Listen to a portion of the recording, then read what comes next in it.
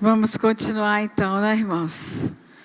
É muito bom ouvir essas notícias do que Deus está fazendo e esse mundo espiritual que está sendo visto, né?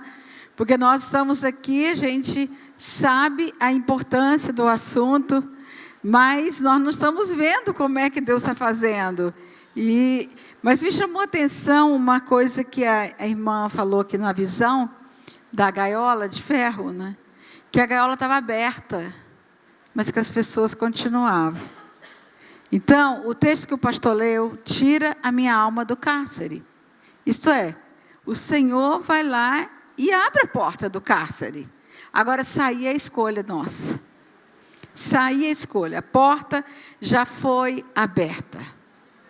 E nós precisamos tomar a decisão de deixar, né? Deixar o passado, deixar essas questões para poder encarar a liberdade. E liberdade gera responsabilidade. O que eu vou fazer? Agora eu não tenho mais essa história para ficar me queixando e vivendo como vítima das circunstâncias adversas. Deitado comodamente na cama da vitimização. Buscando atenção pela via da dor. Não. Agora eu tenho que assumir responsabilidade com a mudança, né? Então isso é muito importante, isso que o Senhor mostrou, né? A gente estava conversando ali dentro, no intervalo, e falando sobre reações. Quantas vezes as pessoas falam assim, mas eu estou tendo reações que eu não entendo. Bem, a ação, toda ação é previsível. Toda ação é fruto da nossa elaboração mental. A gente pode parar e pensar assim, bem, se fulano falar assim comigo, eu vou dizer isso, isso, isso. Então, eu estou programando uma ação. Eu estou elaborando. Então, isso é previsível. Eu prevejo, eu planejo como eu vou agir. Agora, reação é imprevisível. Reação é fruto do que a gente tem dentro. E isso está guardado em nós. Eu me lembro de um rapaz que era um obreiro na igreja. De repente, ele começou a chegar em casa e, por qualquer motivo, ele tinha uma crise de fúria. E quando ele tinha crise de fúria, ele acabava, assim, fazendo qualquer coisa, como um dia, ele se aborreceu com alguma coisa que a esposa falou, e ele começou a gritar, e ele deu um soco na mesa, e a mesa tinha tampo de vidro, e naquele momento ele tomou um susto com a atitude que ele teve, e ele não sabia explicar por que ele estava com tanta raiva. O que estava acontecendo com ele? Aí a esposa me procurou, e eu comecei a conversar com ele, perguntei se tinha algum problema no trabalho. Não, no trabalho, as pressões de sempre, não tem nada. E tudo que a gente procurava olhar, nada tinha a ver com aquele comportamento dele. Aí eu me pedi que ele me falasse dos pais dele. Ele falou muito da mãe, mulher guerreira, lutadora. Meu pai morreu quando eu tinha 9 anos, minha mãe lutou, lavou roupa para fora, fez não sei o quê, para pagar a minha faculdade. Eu sou muito grato a ela e tal, ela é minha referência de vida. E falou muita coisa bonita sobre a mãe. Aí eu falei, me fale sobre o seu pai então. Ah, não gosto de falar do meu pai, nem me lembro muito dele, porque quando ele morreu eu tinha 9 anos, então eu não me lembro bem dele. Então ele não deu muitas informações sobre o pai. Mas ele foi para casa com aquela questão na cabeça. Quando ele voltou no momento seguinte, no atendimento seguinte, ele falou, olha, eu não esqueci da sua pergunta. E o que me veio à mente, eu comecei a me lembrar do meu pai. Meu pai bebia, a mãe era crente, né? E o pai não era crente. Meu pai era um alcoólatra. Ele começou a contar que o pai saía do trabalho, no final da tarde, ia para o bar, bebia e chegava em casa totalmente agressivo, quebrando as coisas, batendo. Então, que eles nunca sabiam como o pai ia chegar. Então, chegava à tarde, já criava-se uma expectativa de como aquele pai chegaria. E aí ele já ia ficando com aquela adrenalina na corrente sanguínea, na expectativa do pai. Bem, o pai morreu, passaram-se anos, e agora ele de repente começava a ter esse tipo de comportamento. Aí eu questionei, mas que horas que seu pai agia assim? Aí ele saía do trabalho, 5 horas, ia para o bar beber, quando começava a escurecer, ele chegava em casa. Eu falei, e que horas você está agindo assim? Ele falou que depois que eu saio do trabalho. Mas eu não bebo, Ilma, ele me falou. Eu nunca bebi. Eu falei, por que você está tendo então o mesmo comportamento do seu pai? Aí ele tomou um susto, que é o que nós chamamos de alcoolismo seco, onde aquelas imagens, aquela dor que ele sentia, aquela agitação que ele sentia na alma, quando seu pai estava para chegar em casa, aquilo ficou marcado nele, estava na história de vida dele. E agora, quando ele estava vivendo sob tensão, porque estava um trabalho tensionante, ele estava reagindo da mesma maneira, porque estava impregnado daqueles comportamentos, e chegava em casa, estava tendo crise de fúria. E aí, chegou o momento de trabalhar o perdão ao pai. De trabalhar as questões que estavam pendentes. Daquele pai que morreu quando ele tinha 9 anos, que nunca tratou aquela história. Então eu me lembrei de um texto de Jesus, quando ele diz que o que contamina não é o que entra, mas é o que sai. Porque o que está lá dentro, armazenado, a nutrição emocional negativa, que é a raiva, que é o ódio, que a pessoa foi acumulando anos e anos e nunca tratou, uma hora vem, sai como uma reação destrutiva que vai destruir a si mesmo e ao outro. Jesus também, Provérbios também diz, a palavra de Deus diz, sobre tudo o que se deve guardar, guarda o teu coração, porque dele procede as saídas da vida. Sobretudo, se tem alguma coisa que você deve guardar, que você deve proteger, proteja o seu coração. De quê? Da mágoa, do ressentimento, da amargura, da raiva, de todos esses sentimentos negativos que estão presentes nas situações adversas do dia a dia. Se a gente acolhe na alma, aquilo ali vai armazenar e vai produzir reações. E as reações a gente não tem controle, porque elas são imprevisíveis.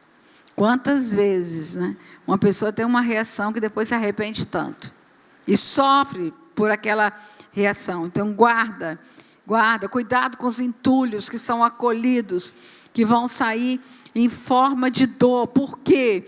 Porque a mágoa, quando eu mostrei, acho que foi o slide que nós paramos, né? O slide do desenho das crianças abusadas, foi?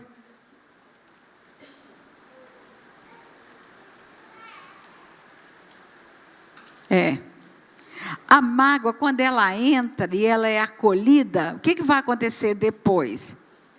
Ela vai ser guardada, ela vai para o passado, e quando ela retorna como raiva. Por quê? Porque a pessoa alimenta aquele sentimento, fica lá nutrindo aquele sentimento de mágoa. Aí a raiva vai crescendo pelas circunstâncias com que afloraram. E o que acontece? Há um ressentimento, isto é, a todo momento a pessoa está alimentando aquele sentimento. E o ressentimento se transforma em amargura. Por quê? Porque quando retorna como ansiedade. A ansiedade é a dor do futuro, que a gente já antecipa. A vida da pessoa se torna amargurada. E a palavra de Deus diz: não permita, não deixe, não se privem da graça, está lá em Hebreus. Não se prive da graça de Deus, deixando que alguma raiz de amargura brotando vos perturbe e muitos sejam contaminados por ela. A amargura é o câncer da alma. Por quê? Porque a amargura nos priva da graça de Deus. Gente, você já pensou? A graça está dada. Foi dada na cruz do Calvário. E a gente mesmo se privar da graça. Porque a amargura faz isso. A pessoa amargurada perde a capacidade de ver a beleza da vida. Ela não consegue ser grata. A gratidão ela é a forma com que a gente tem de afastar a amargura, de reconhecer. Então, é muito importante que a gente entenda o que esses sentimentos fazem na alma, para que Deus não abra a porta do cárcere e a gente escolha ficar dentro. A amargura é um cárcere. Tá? Como fazer para resolver, né? Nós vimos aí esse último slide, que falava da dor nos 3 tempos da vida, né? Então, vamos, se você puder botar também aí atrás, né, para eu poder ver. Vamos um olhar para o início de tudo. Vamos olhar, gente, na perspectiva da palavra de Deus, para compreender no plano espiritual onde isso tudo começou. Porque não começou na sua casa, não começou com seu pai e sua mãe. A origem não foi lá, como nós vimos hoje, tudo começa lá na família de origem, mas antes da família de origem tem, no plano espiritual, na perspectiva da palavra de Deus, algo que nos ajuda a compreender qual é a estratégia do maligno para nos aprisionar. E a gente precisa olhar a cadeia de comando de autoridade, porque ela nos oferece a compreensão dessas questões na ótica espiritual, né? Olha esse texto bíblico. Você estava no jardim de Deus. Você foi ungido como um querubim guardião, pois para isso eu o designei. Você estava no Monte Santo de Deus e caminhava entre as pedras fulgurantes. Você era inculpável em seus caminhos desde o dia em que foi criado, até que se achou maldade em você. Está falando de quem, gente? Hein? Lúcifer. Está falando de Lúcifer, né? Um texto que por inferência aponta para Lúcifer. Todos nós sabemos que Deus criou o universo celestial. Deus criou seres celestiais. Deus criou os anjos. E Lúcifer era um anjo de luz. E havia nesse universo celestial ordem. Por quê? Porque Deus é um Deus de autoridade, um Deus de lei. Deus é a fonte da lei. Então, Deus criou tudo com ordem. E aí Lúcifer propôs no seu coração ser igual a Deus, de se assentar no trono de Deus. E quais foram os sentimentos que entraram no coração de Lúcifer? Quando ele olhou para o trono de Deus: inveja, mais o quê? Soberba, mais o quê? Autossuficiência e orgulho. Eu não preciso de Deus. Eu posso me assentar no trono dele. Eu sou igual a ele. Eu subirei aos céus, eu serei mais elevado. E aí ele começa a criar todo o seu projeto ali de autossuficiência e de soberba. E Deus resiste o soberbo. O que acontece? A criatura se rebela contra o Criador. Está congelado, gente. Vamos lá.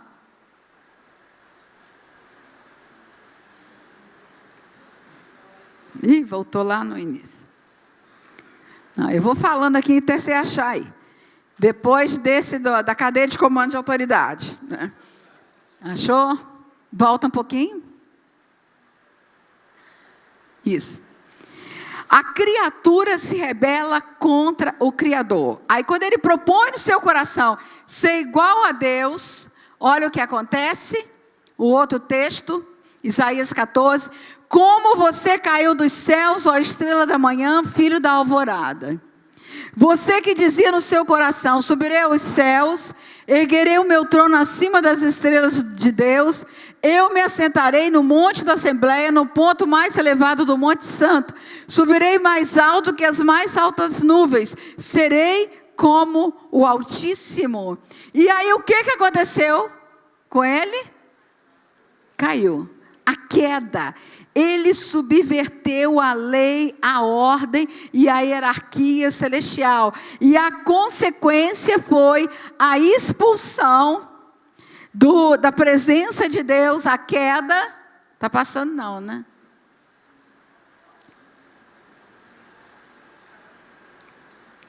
Isso. A queda, a expulsão da presença de Deus e a perda da identidade. que significa Lúcifer? O nome de Lúcifer, anjo de luz. Quando ele cai, ele passa a se chamar o quê? Satanás. O que era luz virou trevas. Ele passa a ser príncipe das trevas. Vejam só, ele perdeu a identidade. Lembra que ontem que eu falei que o propósito dele é que cada um perca também a sua identidade da mesma forma que ele perdeu? Que todo mundo coma do mesmo fruto que ele comeu? Qual foi o fruto que ele comeu? A rebelião. Ele inaugurou o caminho da rebelião. E como a rebelião é como o pecado de feitiçaria, ele inaugurou o caminho da rebelião e o caminho da feitiçaria. Lembra? Rebelião, feitiçaria. Isso é muito importante a gente entender, gente. Porque em muitas famílias hoje, muitas pessoas hoje têm entrado no mesmo caminho que Lúcifer abriu. Quando nós quebramos princípios da palavra de Deus. Quando Deus determina lá na palavra de Deus qual é a função do homem, qual é a função da mulher, como que é a estrutura familiar, o que um filho, né, na estrutura familiar, qual o lugar que esse filho ocupa. Quando nós quebramos esses princípios, o que acontece? Nós desobedecemos e nós entramos no caminho da rebelião. E aí, muitas vezes, nós não percebemos que dentro da nossa casa tem feitiçaria. Feitiçaria gospel. Verdade. Verdade. Ele não só inaugurou a rebelião, a feitiçaria, mas ele também inaugurou a perversão. Porque ele queria ser igual a Deus em dois atributos essenciais que Deus é para o ser humano. Ele queria ser criador e ele queria ser pai. Porque Deus criou o ser humano e Deus adotou o ser humano através de Jesus Cristo. Ele não pode ser criador, ele não cria nada, ele só copia, ele é pai da pirataria, isso que ele é. Mas ele queria ser pai. A única paternidade que a Bíblia outorga a ele é pai da mentira. Mentira existe, gente? É fantasia. A pessoa cria uma fantasia na mente e lança como uma verdade, é uma mentira. Então, a mentira não existe, ele não é pai de nada. Mas ele perverte o que ele queria ser. Ele queria ser pai. Então, ele faz uma distorção, uma versão distorcida do Pai Celestial. Por quê?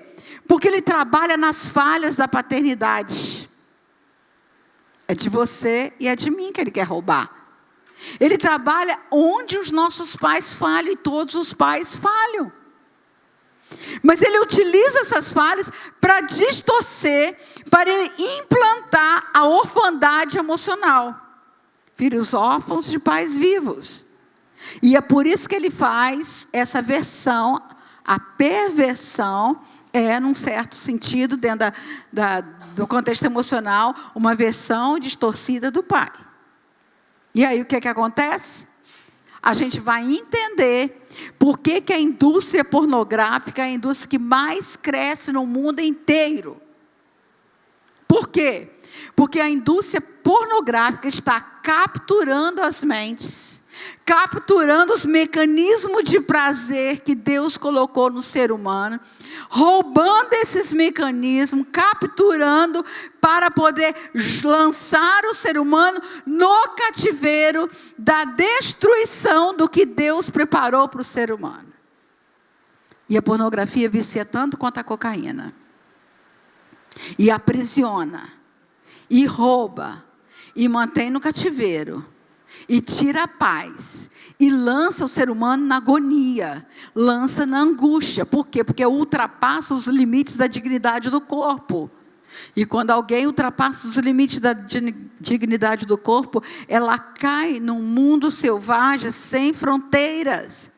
E aí ela perde a dignidade do ser humano, e quando ela perde a dignidade, ela se sente dejeto da humanidade, ela se sente lixo.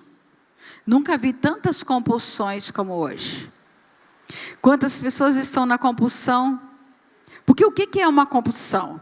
Uma compulsão é um padrão repetitivo que exige rituais, que a pessoa coloca esses rituais no lugar, de uma forma fantasiosa, no lugar dos afetos perdidos no passado, sempre em busca de um amor fantasioso. Então ela vai lá, compra. Ela tem uma sensação de que ela está se dando um prazer. Eu mereço. E depois chora porque não consegue pagar o que comprou e aí fica escravo. Porque não para de comprar. Outra organiza e nunca está organizado, porque o que está desorganizado está aqui dentro e a pessoa tem uma sensação de enquanto ela organiza aqui fora, ela está organizando aqui dentro. Eu contei ontem aqui da paciente que estava tomando mais de 10 banhos por dia. Não? É porque eu contei quarta-feira, que essa semana foi intensa.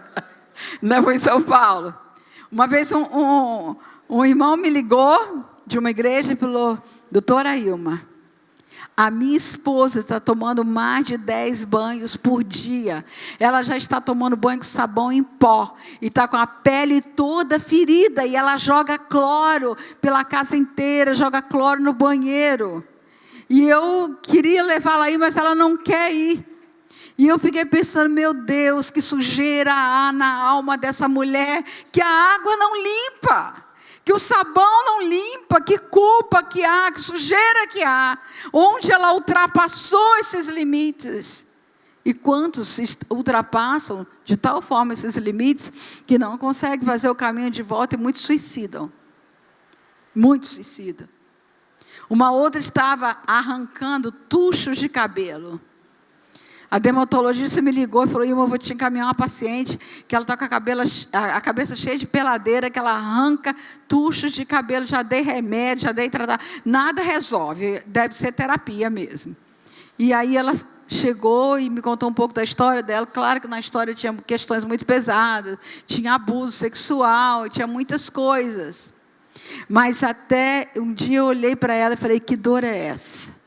Que há dentro da sua alma, que você precisa de uma dor aqui fora e na cabeça, né? Para dar conta dos pensamentos dolorosos que você guarda na sua mente. Ela começou a chorar e começou a me contar os limites que ela ultrapassou. Que era uma mulher cristã e conhecia os princípios da palavra de Deus. Então são pessoas que estão prisioneiras, que estão no cárcere, desse versículo do Salmo 142. Que estão sofrendo, amarradas, atadas a culpas, às angústias, estão lá nessa orfandade emocional, perderam a identidade. E o que é que acontece com a perda da identidade? A lei organiza, harmoniza, produz equilíbrio, subversão da lei, portanto, gera o caos, desorganiza o mundo interior. Então, quando a pessoa está com o mundo interior desorganizado, entra os transtornos psíquicos. Quantas vezes a pessoa surta e nesse surto denuncia que há um caos tão grande na sua alma, que ela, como querendo sair de todas essas dores e esses pensamentos, ela acaba pedindo socorro pela via de um surto, né? E o que acontece com tudo isso, né? O processo da perda da identidade. Qual é o caminho da perda da identidade? É a rebelião, começa sempre na rebelião, tem um princípio de rebelião lá, tem a quebra do princípio de autoridade, subversão da lei, e o resultado é essa desorganização estrutural, a desarmonia emocional, e mais ainda, a pessoa se desautoriza a prosperar. Não é que Deus desautoriza a pessoa a prosperar, não. Porque Deus quer sempre nos abençoar, Deus quer sempre que a gente prospere. Mas a própria pessoa, com a sua condição de vida, se desautoriza a prosperar, porque a vida está amarrada, aprisionada, emperrada. E aí, como fomos lá no início, a gente também precisa falar um pouco da criação do homem, né? Deus criou o homem, Deus deu diretrizes para gerenciar a criação. Deus estabeleceu a lei, os limites para a existência do homem no Éden. Ele podia tocar em tudo, exceto na árvore do conhecimento do bem e do mal, é o que diz a palavra de Deus. Havia apenas uma restrição, um limite, um exercício permanente do livre-arbítrio, que era obedecer a Deus. E ele recebeu a autoridade delegada para estabelecer a ordem na primeira família, né? O texto bíblico fala sobre isso, né?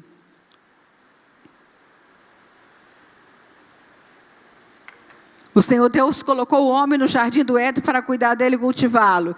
E o Senhor Deus ordenou ao homem: coma livremente de qualquer árvore do jardim, mas não coma da árvore do conhecimento do bem e do mal, porque no dia em que dela comer, certamente morrerá. Está aí a ordem, a restrição, o limite que Deus deu para o ser humano, para Adão. Satanás prepara a sua estratégia para atingir o primeiro casal, porque assim como ele perdeu a identidade, ele também queria que Adão e Eva fossem atingidos exatamente na identidade. E aí o que ele faz? Vai na contramão da autoridade, aborda Eva, faz uma estratégia de amizade, uma abordagem de amizade com Eva. Ele chega lá e ele conversa, e é claro que quando a gente lê isso, não foi do primeiro momento, ele tinha toda uma estratégia ali, e ela não percebe o perigo, ela cai no perigo, no engano, na sutileza maligna, e ela vai e oferece ao homem. E Adão sai da sua posição e desobedece à ordem estabelecida por Deus. A Bíblia diz em 2 Coríntios 11:13 que Eva foi enganada e Adão desobedeceu. A palavra de Deus faz distinção entre a posição de Adão e o lugar que Eva estava ocupando. Eva foi enganada, Adão desobedeceu, porque ele tinha uma posição ali, ele tinha uma responsabilidade delegada por Deus para proteger a sua família. Está lá em 1 Timóteo 2,14. E Adão não foi enganado, mas a mulher, sendo enganada, caiu em transgressão. Homens que aqui estão, Deus lhe deu a responsabilidade de você proteger o seu lar e a sua família. Não saia da sua posição. Não saia, porque Satanás está sempre pronto a lançar um engano na sua família. Ele quer enganar seus filhos, ele quer enganar sua mulher, ele quer enganar seu lar. Então, cuide, ocupe a sua posição. Bem, a gente já sabe que quando ele desobedeceu e Eva foi enganada, o que é que eles comeram? Da árvore do conhecimento do bem e do mal. Mas, gente, o bem eles já tinham. Eles já tinham o bem. Eles não precisavam comer daquele fruto para reconhecer o bem. O bem já estava personificado em Deus. Então, eles escolheram o mal. A desobediência trouxe o mal. E quantas vezes a gente escolhe o mal, mesmo sabendo que a gente tem o bem, que a gente tem o caminho do bem, que a gente tem o caminho da vida. Tu me farás conhecer os caminhos da vida, na tua presença há delícias perpétuas, diz a palavra de Deus em Salmo e em Atos. A gente já sabe as consequências. O mundo interior deles entrou em caos, desestruturou, desorganizou, e compareceram os sentimentos mais primitivos que a raça humana recebeu e que vão acompanhar o ser humano em toda a sua existência: medo e vergonha. Medo e vergonha. E eles se esconderam da única presença que lhes dava proteção e amparo. E por que quando Deus chegou lá e gritou: Adão, onde estás? Vocês já observaram que ele chama Adão, e não Adão e Eva? Adão, onde estás? Por que você se escondeu? Ah, porque tivemos medo e tivemos vergonha, estamos nus e escondemos. Mas ora, em Gênesis capítulo 2 diz: homem e mulher estavam nus e não se envergonhavam. Eles já estavam nus, mas naquele momento, eles se descobriram diante da culpa e da desonra. Descobrir, isto é, tirar a cobertura do que Deus cobriu, fez Adão e Eva fugitivos, angustiados da presença e da lei divina. Consequências disso para a humanidade. Quais são as consequências? Abriu a vulnerabilidade para a insegurança e a inibição.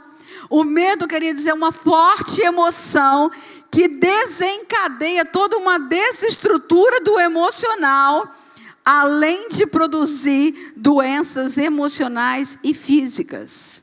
Por exemplo, transtorno de pânico é medo potencializado. As fobias, as ansiedades, tudo isso tem medo por detrás. O sentimento que começa é o medo. Como eu falei agora na primeira parte, citando o texto de 1 Pedro. O medo muitas vezes até de obedecer a Deus. Por quê? Porque estão com todas as defesas armadas, com medo de sofrer, e preferem se esconder atrás do medo do que confiar que aquilo que Deus diz é a verdade, é o melhor para nós. Eu sei que pensamentos têm a respeito de vós, pensamento de bem e não de mal. É isso que a palavra de Deus diz. E quantas vezes nós não confiamos na palavra que Deus diz, que está registrada na Bíblia, e preferimos agir movidos pelo medo. O medo traz agitação. O medo coloca a alma em tormento. O medo traz reações instintivas de defesa. O medo faz isso com as pessoas, rouba a paz, a segurança interna, a leveza das pessoas, a vida fica pesada, a pessoa fica pessimista. Ela olha para a vida com medo. E para cada solução ela tem um problema. É verdade. Ela não tem uma solução para cada problema. Para cada solução ela tem um problema. Por exemplo, você fala, fulano, vamos fazer isso. Vai ser maravilhoso. Nós vamos sair juntos, vamos no retiro, vamos não sei aonde. Aí ela diz assim, não vai dar certo. Vai chover. Aí cada vez que você dá uma solução, ela arranja outro problema. Cada vez que você fala outra solução, ela arranja outro problema. Por quê? Porque ela aprendeu a viver em problemas. O problema é familiar. O problema é natural para ela. E a vida vira um tormento. A vergonha e a culpa andam junto com o medo. A vergonha, gente, ela faz com que haja um processo de inibição na vida da pessoa. Tem vergonha. Vergonha de qualquer coisa. Na verdade, Satanás tem uma estratégia. Ele tira todo medo e toda vergonha para o ser humano pecar.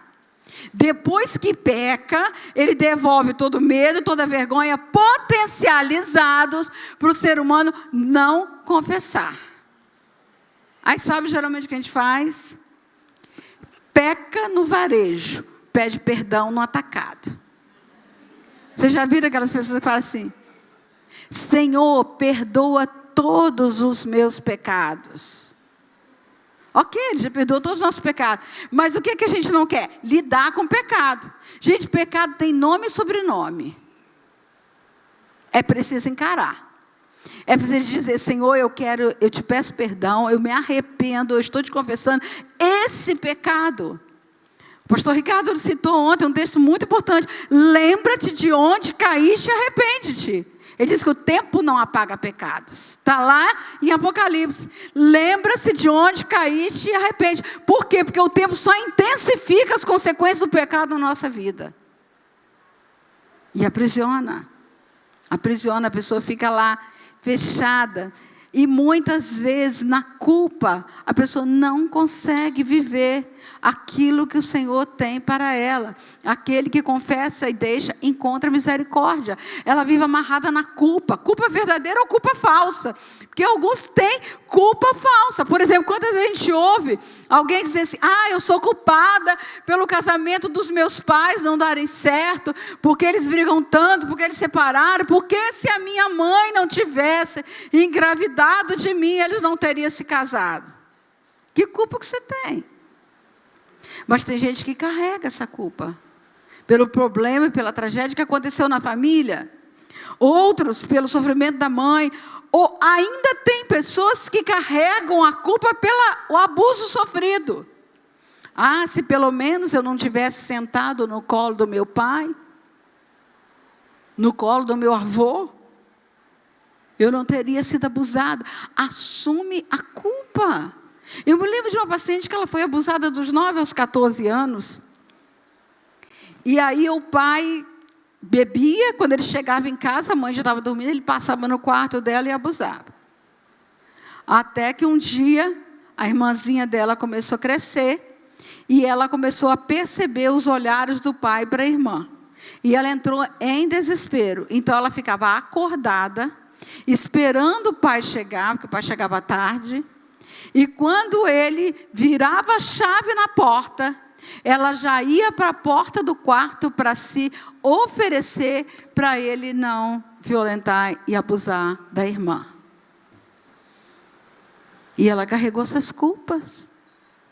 Ela carregou um tormento na alma, prisioneira de culpas, vivendo uma história complicada de vida, uma moça cristã, mas ali havia ali dentro do coração dela tanta dor por aquela história que ela vivia criando estratégias manipulativas com seu marido, com a sua família e até mesmo com Deus.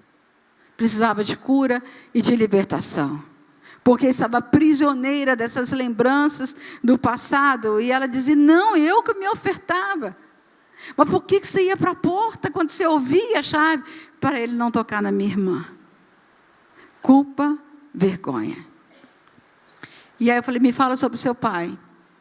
Meu pai vive com a doença degenerativa há anos. O pai estava numa cama, onde ele não conseguia mais se mover.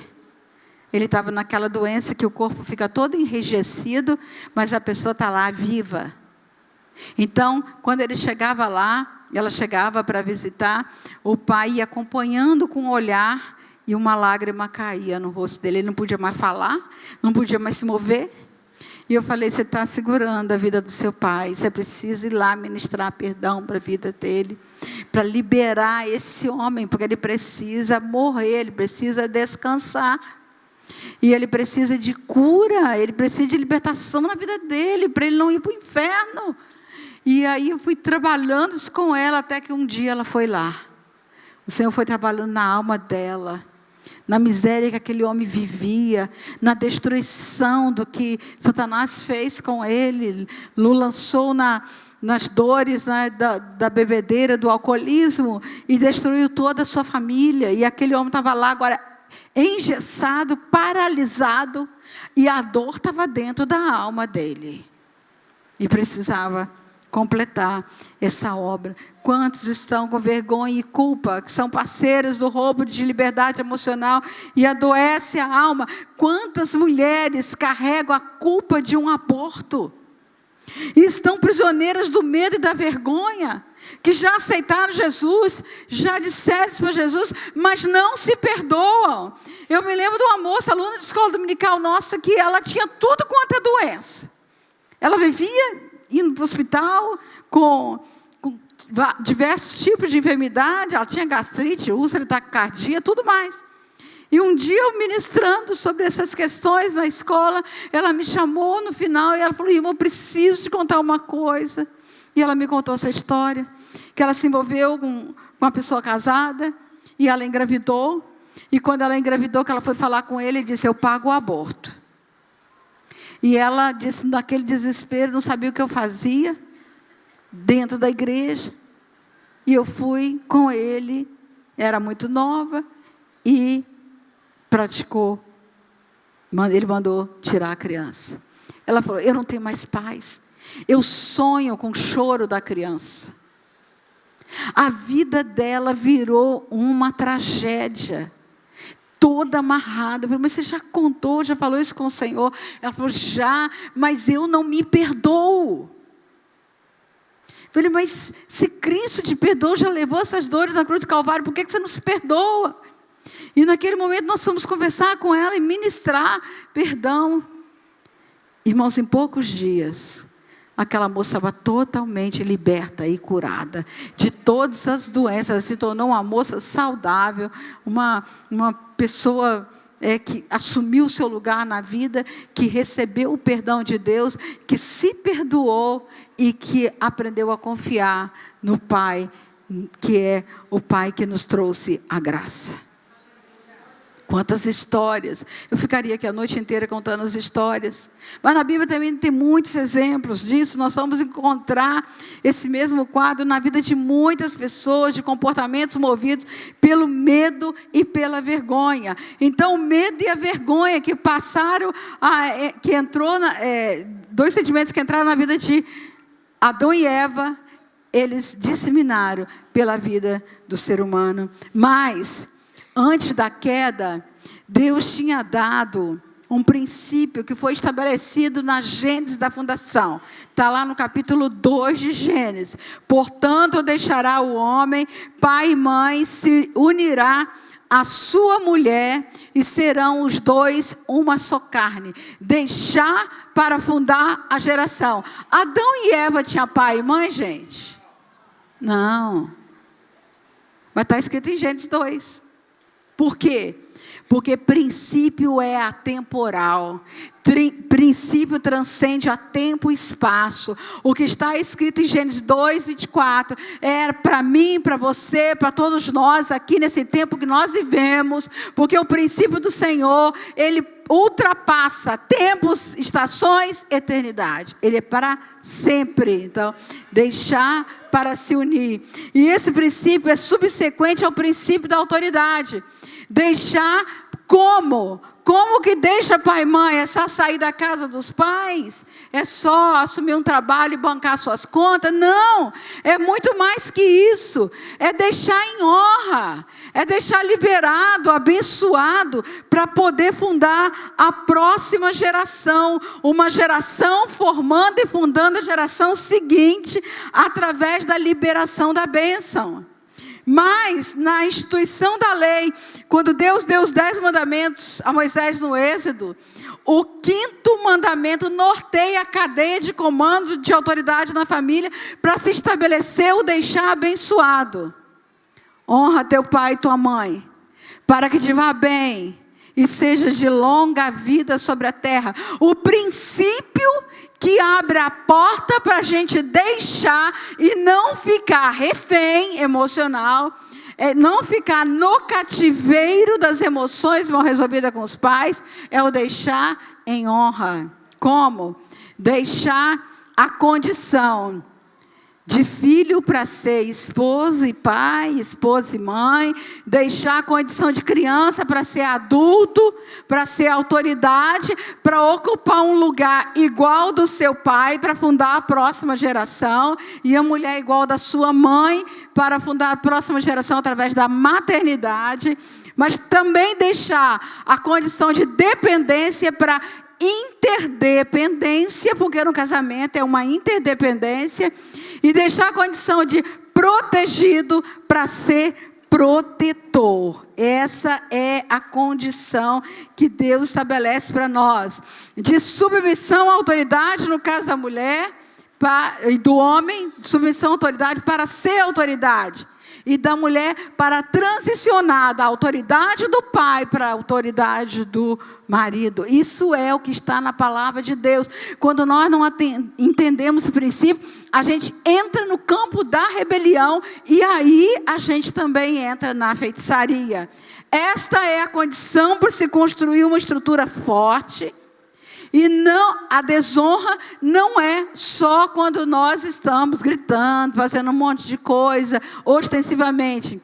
Mas estar em casa, sem a disposição interna, mental e emocional, de reconhecimento da autoridade dos pais, é desonra.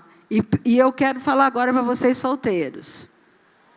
Se você está dentro de casa, mas você não reconhece a autoridade dos pais, você também está em desonra.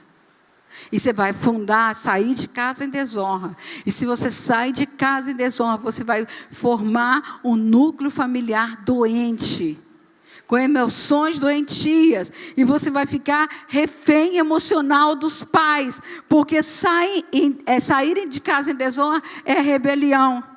E isso resulta na perda da promessa.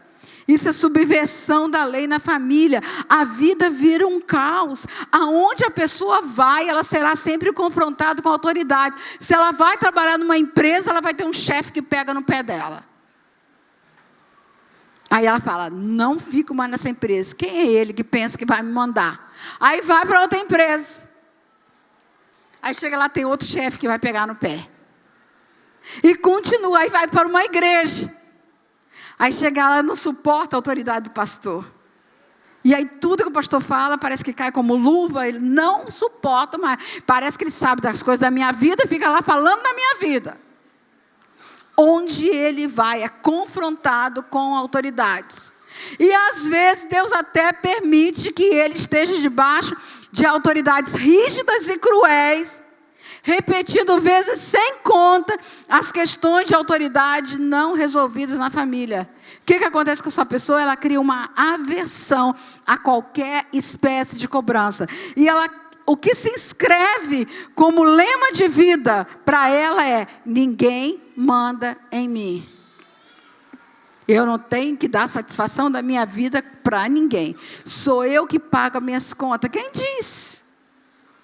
Quem diz que a gente não tem que dar satisfação? Nós vivemos num mundo de conexões. Nós não somos sozinhos, a não ser que você vá lá para uma ilha, fique lá sozinho para ninguém te cobrar, mas aí você vai sentir a cobrança da própria natureza. Até os macacos vão te cobrar. Quando você pegar a banana dele, ele te toma de volta. Tá? E aí você vai sentir a cobrança do próprio Deus. Por quê? Porque se estabelece um individualismo nas relações, e aí todo o relacionamento daquela pessoa vira um caos. Sofre os impactos dessa distorção. A desonra é a causa de muitas pessoas não assumirem suas funções adequadamente na família.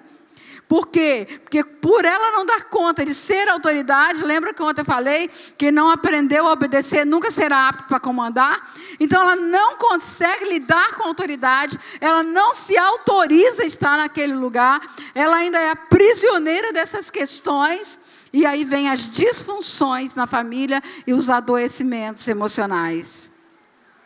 E quando nós deslocamos a autoridade instituída na nossa vida para um lugar vazio de respeito e honra, a nossa vida se desorganiza, se desestrutura e as doenças emocionais tomam conta. Vai repercutir em todas as áreas.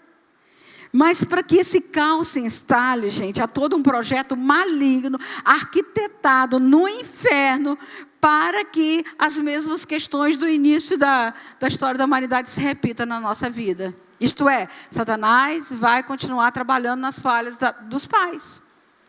O propósito dele é atingir os pais nas suas fragilidades e vulnerabilidades, para que eles desobedeçam as orientações registradas na palavra de Deus. A ira é a dor oculta da alma. E olha o que a palavra de Deus diz para nós em Efésios 6, versículo 4. E vós, pais, não provoqueis vossos filhos a ira. Amém. Amém. Então, vamos lá agora entender o que é. Não é? Provocar a ira não é corrigir. Não é dar limites, não é ter autoridade sobre os filhos. Aliás, é muito melhor o excesso de autoridade do que a permissividade. Porque a permissividade gera desamparo.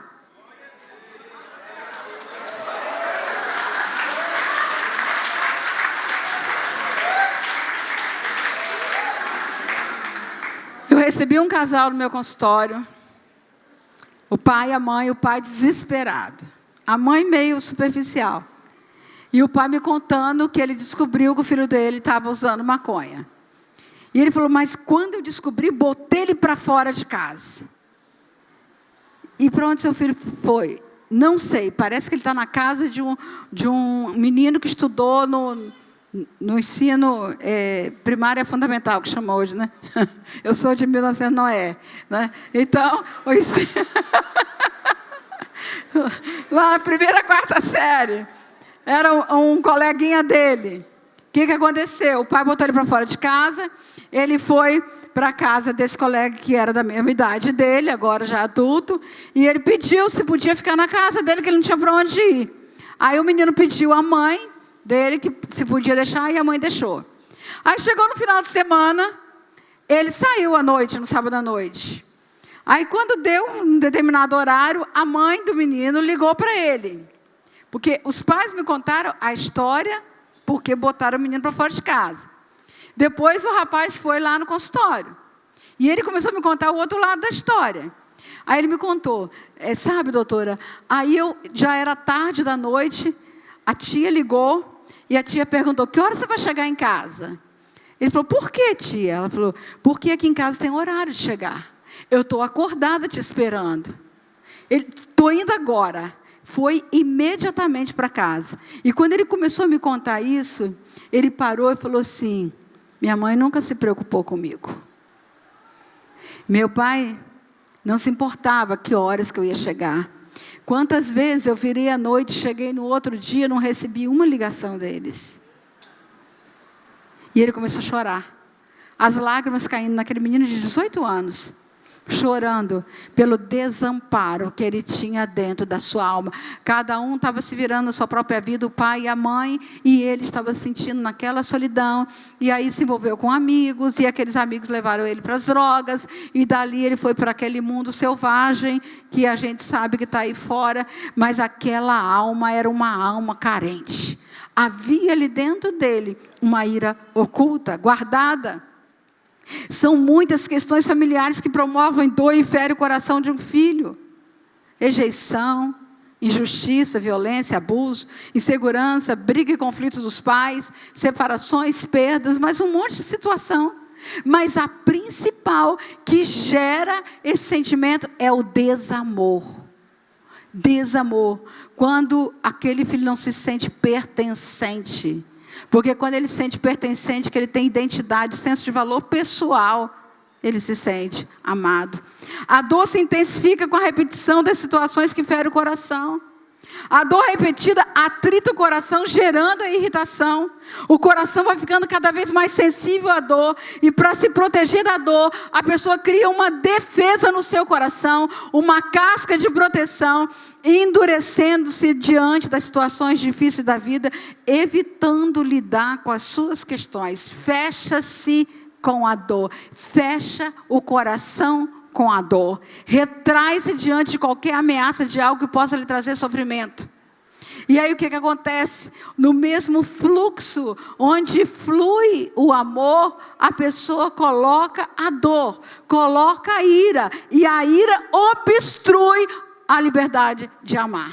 A ira obstrui o fluxo de amor. Toda pessoa raivosa, irritada, que tem essas questões mal resolvidas, guardadas, não consegue amar e nem receber amor. Porque aí vem no grande mandamento de Jesus, né, amar a Deus sobre todas as coisas e amar o próximo como a si mesmo. Não se ama.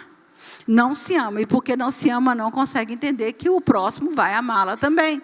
Por quê? Porque está lá guardado.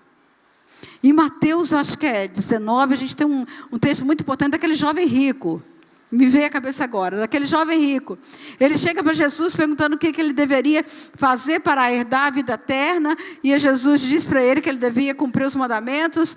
E aí cita os mandamentos para ele, todos os mandamentos comportamentais: não matarás, não adulterarás. E aí vai dizendo naquela sequência. Agora quando chega no final, no versículo seguinte, diz: e amarás o teu próximo. E honra teu pai e tua mãe, e amarás o teu próximo como a ti mesmo. Quando eu li esse versículo, eu prestei atenção nessa ordem. A honra aos pais libera a capacidade de amar. Você quer ser feliz? Aprenda a honrar. Porque essa é a base para a capacidade de amar. Porque se isso não acontece, você fica dura, insensível. uma pessoa fria, de difícil relacionamento, ou fica uma pessoa depressiva, melancólica, fechada em si mesma, que vai ser depositário das doenças, como eu já falei hoje, da fibromialgia, que é a própria depressão instalada no corpo. E aí a capacidade de amar e receber amor fica comprometida, porque está aprisionada às dores do passado, não consegue confiar em ninguém, e para estabelecer uma relação amorosa saudável. Então, o desamor é a pior expressão de sofrimento que alguém pode ter, que produz ira. Há um texto na Bíblia, Salmo capítulo 2, versículo 12, que é um texto messiânico. Está falando sobre a ira de Deus, é um texto messiânico. Mas eu achei muito interessante a forma com que o texto é colocado. Olha lá. Beijai o filho, para que se não irrite, e não pereçais no seu caminho, porque dentro em pouco lhe inflamará a ira. Aí é claro que aí está falando de acolhimento de Deus, de Jesus, como filho de Deus, para receber esse amor que o Pai trouxe, porque se recusa, vai estar debaixo da ira de Deus. Mas se a gente traz num sentido simbólico esse texto para nós, beijai o filho, isto é, expressão de afeto, de amor, para que não se irrite, e não pereçais no seu caminho, porque dentro em breve se lhe inflamará a ira. A ira inflamada lança um filho por um caminho desgovernado. E a palavra de Deus adverte: irai-vos e não pequeis, não se põe o sol sobre a vossa ira, nem deis lugar ao diabo. Isto é, quando o sol começa a se pôr, vem as sombras, o tempo passa, a dor fica lá dentro, a ira não é tratada, aí vem a escuridão, e as causas da dor vão para o esquecimento, fica no oculto, naquele lugar de sombras, e é tudo que o inimigo precisa como brecha para estabelecer as fortalezas da mente. Que são fortalezas da mente? São mentiras que foram construídas em cima de verdade. Estão lá, por exemplo, meu pai me abandonou, disse uma vez uma moça. Ela estava falando uma verdade, ela tinha sido realmente abandonada. A segunda frase, os homens abandonam. A terceira frase, não posso confiar em ninguém. Então ela construiu uma mentira em cima de verdade, construiu um conceito para essa mentira, guardou na sua mente, e isso repercutiu no seu comportamento e na sua forma de relacionar com as pessoas. Essas mentiras impedem a entrada da luz da verdade que dissipa as trevas. A ira gera a desonra, a desobediência aos pais e a rebelião. A desonra é um cativeiro emocional. A desonra e a quebra do princípio de autoridade acontece quando a pessoa perde a capacidade de entender os princípios de Deus, guarda e silencia suas culpas e não confessa os seus pecados. Por quê? Porque a rebelião, o cativeiro emocional está ali, a desonra. O que a rebelião faz, gente? A rebelião, 1 Samuel 15, 23, diz que a rebelião é como pecado de feitiçaria. Comportamentos agressivos e defensivos. A pessoa, quando entra no caminho da rebelião, ela estabelece resistência a qualquer possibilidade de enfrentamento da dor. E isso vai se manifestar em atitudes, comportamentos destrutivos, autodestrutivos, automutilações, como já falei também, palavras agressivas ou num obstinado silêncio do coração. Muitas pessoas têm uma rebelião ostensiva, outros têm uma rebelião requintada, isto é, não são rebeldes nas palavras, nas atitudes, mas o coração está lá dentro cheio de rebelião, e a pessoa se torna uma pessoa sarcástica, uma pessoa crítica, uma pessoa sofisticada, isto é, que seleciona amizades, que só faz amizades com quem ela possa se sentir superior, e aí ela vai destruindo todos os relacionamentos. A ira oculta vai comparecer no temperamento fechado, agressivo, defensivo, pavio oculto de difícil relacionamento. Pavio oculto, algumas pessoas nem pavio tem mais. Fala Deus, é? Já estoura por qualquer coisa. Já acorda de mau humor. Tem um mau humor crônico. Já são agressivos, e a agressividade foi por temperamento. Ah, porque eu sou sanguíneo, colérico, não sei o quê. Lá, é raiva guardada mesmo, que tem que tratar. Tem que tratar para poder resolver. E aí, no silêncio obstinado do coração, o que diz a segunda parte do versículo?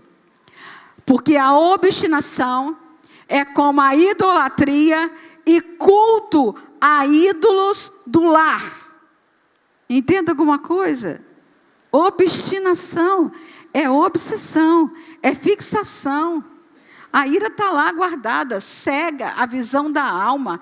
O foco fica nas perdas, nos sofrimentos. A ira é a fonte da desonra. Cega a visão da alma e o foco fica nas perdas e sofrimentos da vida. Olha lá os desenhos que eu coloquei. A pessoa vive na negatividade, tudo para ela é não.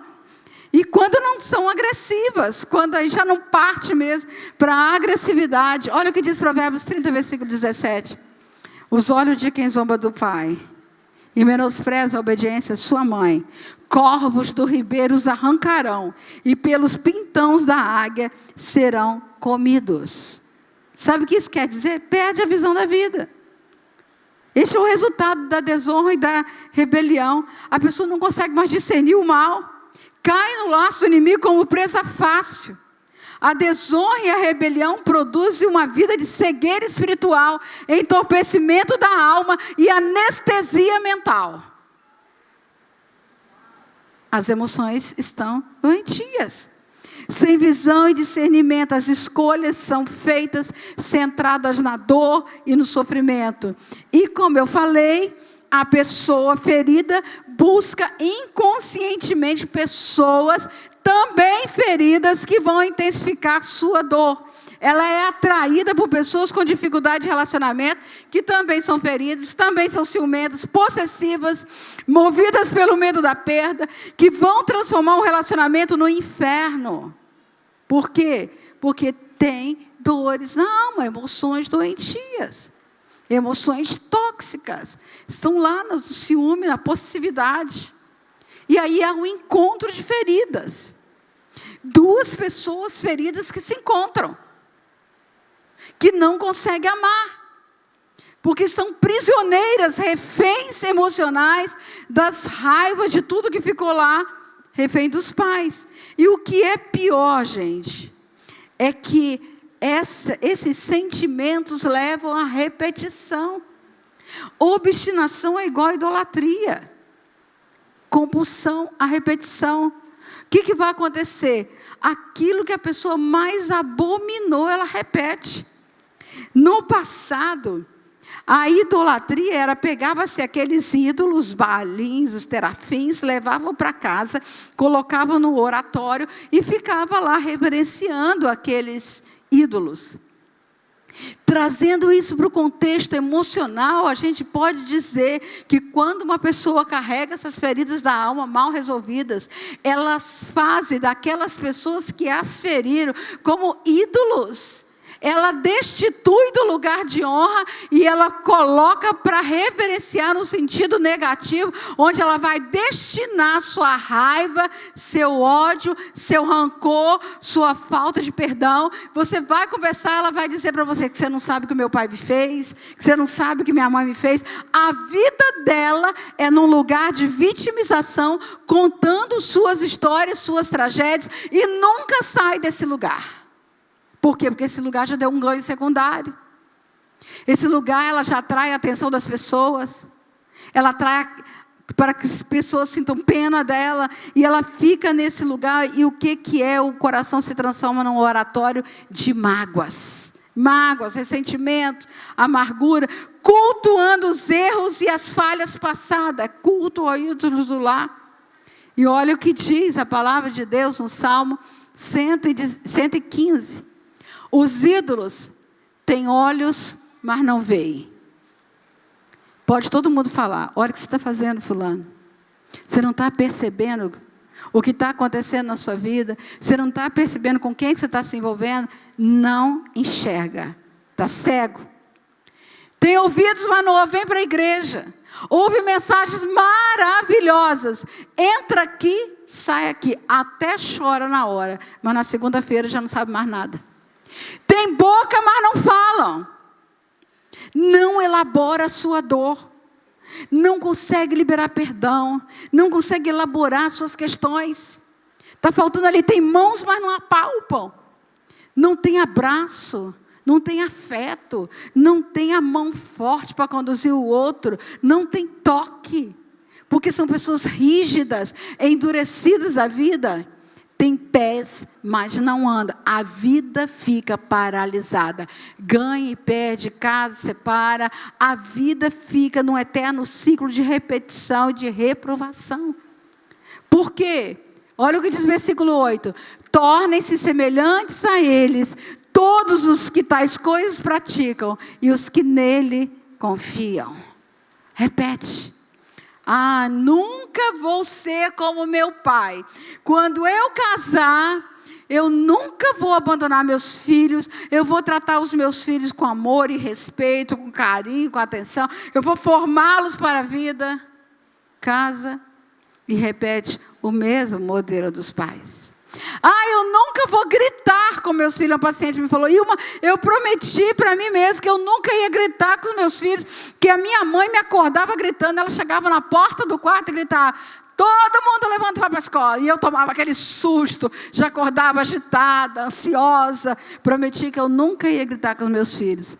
Estou tendo reações, que eu não sei de onde estão vindo. Estou gritando com os meus filhos da mesma forma. Repetição. Não consegue, quantas pessoas não conseguem viver na calmaria, na harmonia, não dá conta de lidar quando tudo vai bem. Você já chegou para uma pessoa e pergunta assim, fulano, tudo bem? E ela olha para você e fala, bem demais. Está tão bem que eu estou com a sensação estranha que vai acontecer alguma tragédia, que vem alguma coisa ruim por aí. Sabe o que é isso? A pessoa não consegue viver na calmaria. Não consegue viver na harmonia. Aprendeu, ficou viciado em adrenalina na corrente sanguínea, porque viveu num lar agitado, turbulento.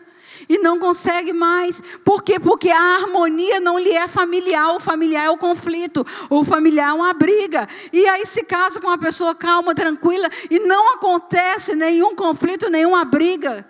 Ela faz tempestade em copo d'água. Arranja um motivo para brigar, porque aí acalma. Depois que briga, fica maravilhoso. Fica em paz. Não é? Tudo vai bem. O marido me falou, Ilma, eu não consigo entender. Depois que ela arranja uma confusão, ela fica ótima.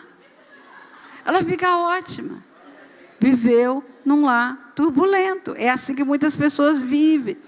Porque enquanto, queridos, o coração está ocupado com esses ídolos decaídos, cultivando dívidas antigas, mágoa, ressentimento, amargura, rancor, tudo isso que eu tenho falado, sabe o que acontece?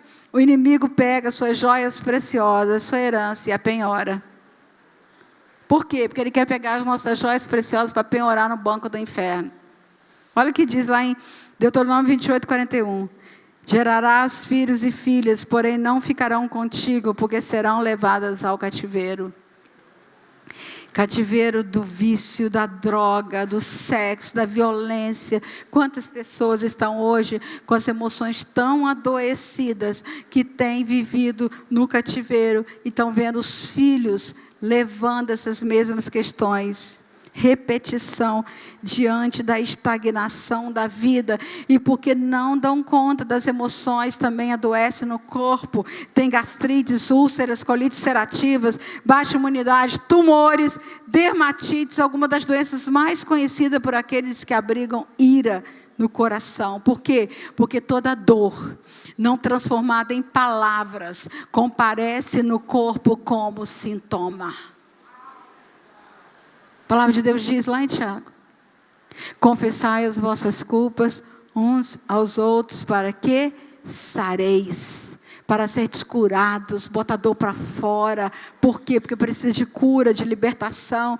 A dor que foi para o oculto do coração deu legalidade para o inimigo roubar, e o inimigo tem feito com que você viva com fútil legado que nos deixaram os nossos pais, que tem adoecido suas emoções. Queridos, eles deixam, nós escolhemos o que nós queremos fazer com a nossa história. Não é o que aconteceu conosco que define a nossa vida, mas é como nós lidamos com essa história. Como nós lidamos. Por quê? Porque um passado de dor não pode definir um futuro de amargura. Não pode ser a palavra final na nossa vida. Nós escolhemos diante de Deus o que nós queremos com a nossa vida.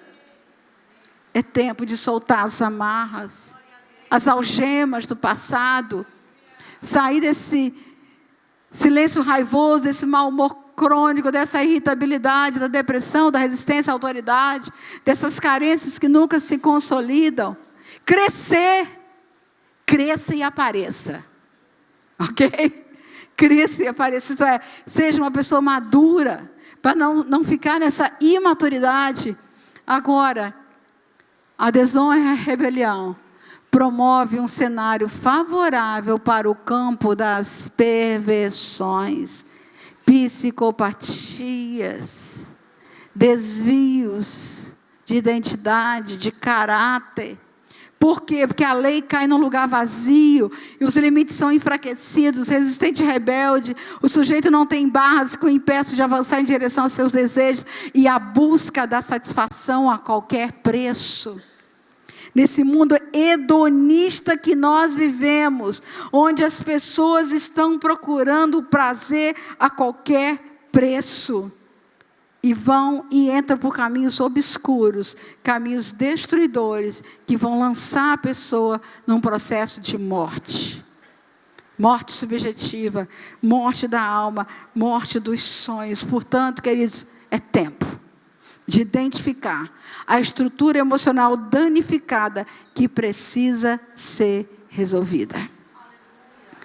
Por isso que agora, eu queria que você parasse agora para refletir. Eu vou te dar 2 minutos para você orar aí no seu lugar. Para você olhar as anotações que você fez. Para você refletir quais são as estruturas emocionais danificadas que precisam de cura na sua vida. Onde foi que o Espírito Santo falou com você? Porque Ele falou. Porque Ele fala. Porque Ele aponta. Porque Ele mostra a ferida. Porque Ele diz a área que está doente. Ele diz do seu comportamento que indica essa área doente. Ele fala das suas culpas. E eu queria pedir, pessoal da música aqui, para tocar bem baixinho. Enquanto você reflete.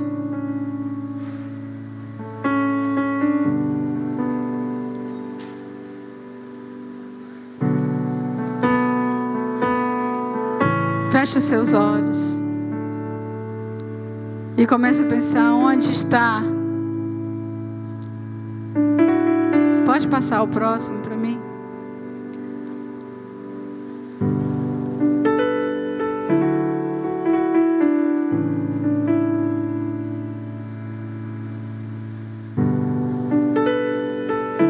Quando essas questões familiares que produzem as dores emocionais, que foram a gênesis das emoções doentias, quando elas são resolvidas no âmbito do amor, da graça, da misericórdia, do perdão, o depósito de ira esvaziado, o inimigo não encontra lugar para atuar. E ele converterá o coração dos pais aos filhos, e dos seus filhos aos pais, para que eu não venha e fira a terra com maldição. Onde foi que o inimigo roubou de você? Da sua família? Você tem tomado tantos remédios, mas não tem conseguido sentir alívio na sua alma. Você tem buscado tanto em coisas e em pessoas o alívio para a sua alma. Valor pessoal não se acha em farmácia. Remédio não dá sentido à vida, nem traz felicidade. E nem você toma uma pílula e ela te capacita a perdoar. Não. Há um conserto a ser feito. Nós não podemos iniciar um novo ciclo na nossa vida e na nossa família sem esse conserto. A cura das suas emoções precisa disso. Passa o próximo, por favor. A cura das emoções. Próximo slide. Há um conserto a ser feito. Primeiro, reconhecer o pecado de rebelião. Reconhecer a desobediência ao princípio da autoridade, ao princípio da honra. Reconheça. Diga isso para o Senhor. Senhor, eu reconheço. Eu desonrei. Eu quebrei princípios. Eu desobedeci. Vá pedir perdão aos seus pais, para devolver a honra. Aí talvez você diga assim, mas Ilma, meu pai já morreu, minha mãe já morreu. Se você tivesse tido a última oportunidade de ter uma conversa com eles, o que você diria? Lembra do exemplo que eu dei da moça que escreveu a carta para o pai? Escreva uma carta. Diga lá, pai, se eu tivesse tido a última oportunidade de ter uma conversa com você, eu diria isso, isso, isso. Limpa sua alma. Limpa seu coração. Diga tudo. Mas o que eu vou fazer com essa carta agora, Ilma? Leia para Deus. Ele é seu pai. Peça perdão ao Senhor pela desonra. Mas se seu pai está vivo, sua mãe está viva, vai a eles e diga, eu vim devolver a honra, porque eu quebrei princípios da palavra de Deus, e eu estou com as minhas emoções afetadas por isso. Eu tenho insegurança, eu tenho momentos de ira, eu tenho fragilidades das minhas emoções que eu não estou dando conta de lidar. As portas estão fechadas, eu preciso da sua bênção. Reconheça a necessidade. Reconheça a autoridade deles, o lugar que Deus destinou, e das autoridades em geral. Talvez você diga assim, você não conhece meu pai. Como que eu vou honrar alguém que fez tanto mal para mim? Querido, é preciso entender e discernir posição e personalidade. A personalidade é decaída. Ele pode ter feito um monte de coisa, mas a Bíblia não apresenta a condição. Agora a posição é irrevogável. Se você disser, meu pai para mim morreu, eu vou te perguntar, você virou sepulcro ambulante? Carregando pessoas mortas dentro do seu coração? Adoece as emoções.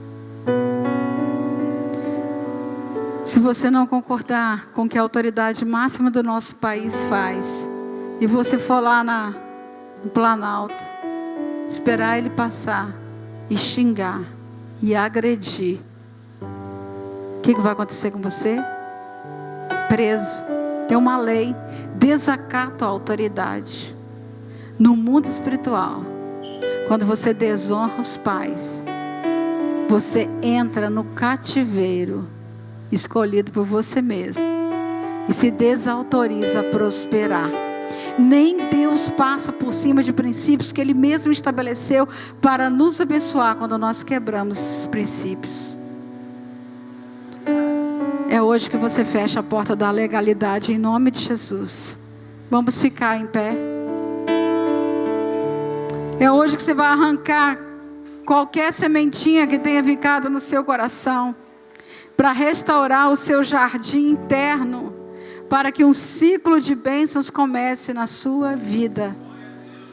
É hoje que quando o medo vier, você vai dizer, estou com medo de quê? A palavra de Deus diz que o perfeito amor lança fora o medo. O perfeito amor é o amor de Deus, e é nele que eu vou me segurar. Diga para você mesmo, para sua mente. Quando você estiver ansioso, questiona sua mente. Por que eu estou ansiosa? Estou agitada com o quê? Faça igual Davi. Por que estás abatido a minha alma? Por que te perturbas dentro de mim? Conversa com você mesmo, conversa com a sua alma. E dê as respostas para a sua própria alma. Espere em Deus. Eu ainda louvarei. Renove a sua mente. Limpa o seu coração. Tira os entulhos guardados. Só você pode fazer isso. Agora, quando você faz, o Espírito Santo vem e passa o bálsamo. Se é isso que você precisa da sua vida, sai do seu lugar que eu quero orar com você. Estamos terminando. Pode vir. Venha.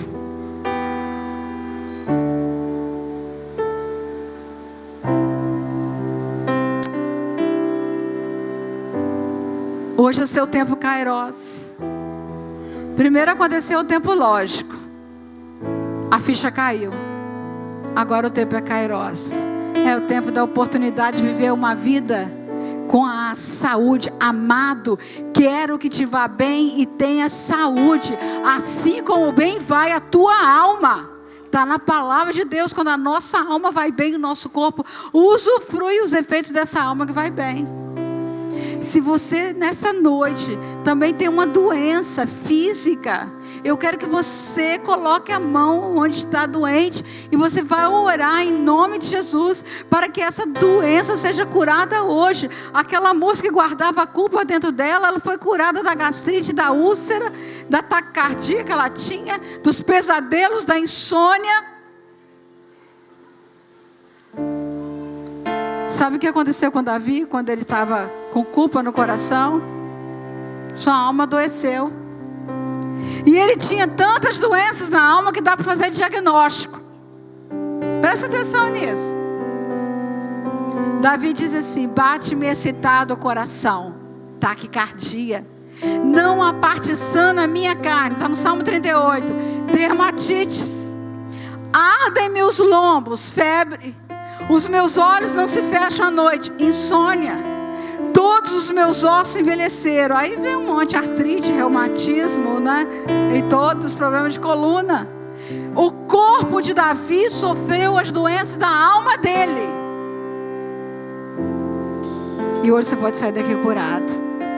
Nas emoções e no corpo. Em nome de Jesus. Eu quero pedir aos pastores da igreja, que começa a interceder. Se puder ungir, também pode ungir. Mas eu quero chamar aqui o pastor Ricardo. Sei que está ali no momento de família, né? Mas ele é a autoridade que Deus instituiu nessa casa, junto com a sua esposa. E eu quero que ele ore como pai de vocês, pai espiritual. Seu pai falhou, sua mãe falhou. Aqui você mora numa nova família. Você tem uma nova família, você tem uma nova identidade. Você foi nascido de novo. E Deus é o Abba Pai que te toma pela mão e te ajuda a caminhar. Em nome de Jesus, receba nesta noite a libertação dessas doenças da alma que tem aprisionado a sua vida, porque você já sabe que a porta do cativeiro já foi aberta, e foi aberta na cruz do Calvário, e você pode sair dessa prisão hoje. Não aceite mais essa prisão, em nome de Jesus. Comece a falar com Deus, com seu Pai. A Bíblia diz: conhecereis a verdade, e a verdade vos libertará. Numa primeira acepção, esse texto está falando de Jesus, mas numa segunda acepção, todo tipo de verdade traz um tipo de libertação. Eu tenho certeza absoluta que enquanto você ouvia a ministração da ira, da depressão, do temperamento, das dores, dos traumas, você se enxergou em alguma coisa, porque todos nós temos alguma área da nossa alma que precisa de cura. Eu quero que você ore agora, porque eu me converti, eu não vim de um lar cristão. Meu pai se separou da minha mãe, Eu cheguei a usar droga junto com meu pai, fumar maconha junto com meu pai. Meu pai era extremamente ausente dentro de casa por causa das viagens. E no andar com Jesus, quantas curas, quanta libertação na alma. Hoje é o dia de você que está aqui na frente e está dentro de uma prisão sair. Hoje é o dia de você que já está com a porta aberta da prisão há tanto tempo decidir ousar e colocar o pé para fora em nome de Jesus. Obrigado, Senhor, por essa noite. Obrigado pelo ensino. Obrigado pelas verdades. Obrigado pelo espelho que é colocado na nossa frente, para que a gente possa olhar, ver, enxergar, entender. E nós queremos te pedir que toda a informação que foi liberada ontem e hoje, ela possa ficar não somente na nossa mente, mas descer para o nosso coração e para a nossa alma. E que, como foi visto aqui, houve uma visão, houve uma revelação de que havia um bálsamo, uma luz, algo que passava pela pastora Ilma e vinha para nós como cura, como milagre. Nós queremos pedir ao Senhor, que é o Deus do impossível, que é o Deus do sobrenatural, que agora, ao estarmos aqui expondo a nossa alma, derramando a nossa alma, chorando a nossa dor, falando a nossa dor, citando na tua presença, meu Deus, aquilo que o Espírito de Deus, a mensagem nos faz lembrar do passado, com o pai, com a mãe, com os irmãos, com a falta do pai e da mãe, meu Deus, aquilo que veio ao nosso coração, que agora o bálsamo do céu venha e de maneira milagrosa, sobrenatural, traga a cura. Eu tenho fé hoje, Senhor, para te pedir curas instantâneas. Gente que já vai sair daqui completamente curado. E isso vai se manifestar no modo de vida, no dia a dia e nas curas físicas. Pessoas estão sendo curadas agora no corpo, porque a alma foi curada, porque a alma deixou a prisão. E aqueles que, por vontade do Senhor, por propósito do Senhor, vão começar e começam hoje um processo de cura. Eu quero declarar que a boa obra que o Senhor começou e que o Senhor está começando hoje se terminará, vai ter fim, em nome do Senhor Jesus. Obrigado, Deus. Obrigado, Deus. Obrigado, Deus. E que agora essas pessoas recebam o teu toque, o teu amor, a tua graça, a tua bondade, um novo ciclo, um novo tempo. É isso que nós declaramos. Nós declaramos cura, nós declaramos libertação, e nós estamos autorizando esse povo a viver a promessa de paz, alegria, noite de sono tranquila. Nós estamos declarando que esse povo, a partir de agora, é livre para prosperar integralmente, no espírito, na alma, no corpo, nas finanças, na família, nos relacionamentos. Você recebe hoje cura e libertação.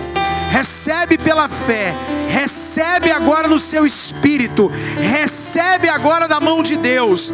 Eu, como autoridade espiritual, represento agora, no nome de Jesus, na sua vida, um pastor, uma liderança, um professor, um pai, uma mãe. Eu estou dizendo para você: seja perdoado, seja livre, seja curado, e você está autorizado a ter paz, calmaria, você está autorizado a prosperar, a se alegrar, a se relacionar com pessoas abençoadas e saudáveis, a entrar num novo nível, a mudar de vida, a crescer, a romper, no nome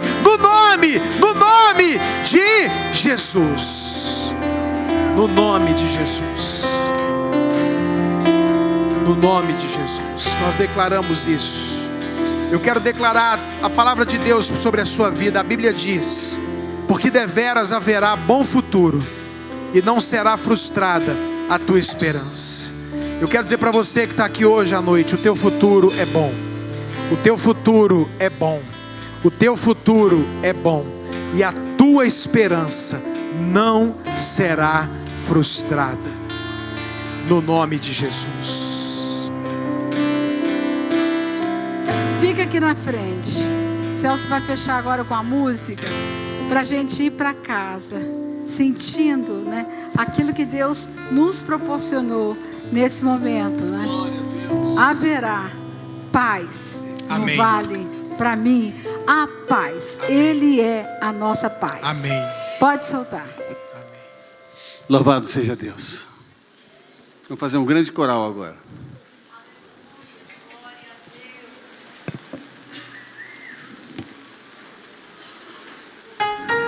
Aumenta o playback por retorno para mim, por favor.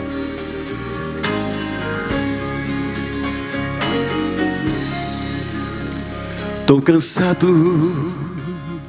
estou, mas procuro o Senhor. Ele é a voz que eu preciso ouvir. Na gloriosa manhã, ou no leito a dormir, haverá paz no vale pra mim. Haverá paz no vale pra mim, eu sei. Haverá paz no vale pra mim, Senhor, eu sei. Nem a sombra da noite ali verei. Haverá paz no vale pra mim. Quando o sol surgir no horizonte a brilhar e mostrar todo o vale em flor, eu ali quero estar, bem contente a cantar na presença do meu Senhor. Grande coral. Haverá paz no vale pra mim, eu sei. Haverá paz no vale pra mim, Senhor, eu sei. Nem a sombra da noite ali verei. Haverá paz no vale pra mim. Bem alegre agora. Haverá paz no vale pra mim. Haverá paz no vale eu sei. O meu Deus prometeu, sei que Ele cumprirá. Haverá paz no vale pra mim. Mais forte. Haverá paz no vale pra mim. Haverá paz no vale, eu sei. O meu Deus prometeu, sei que Ele cumprirá. Haverá paz no vale pra mim. Ralentando. Haverá paz no vale pra mim, eu sei. Haverá paz no vale pra mim, Senhor, eu sei. Nem a sombra da noite ali verei. Haverá paz no vale pra mim. Aleluia! Sempre haverá paz no vale para aqueles que acreditam na paz que o Senhor Jesus nos dá. Amém. Deus abençoe.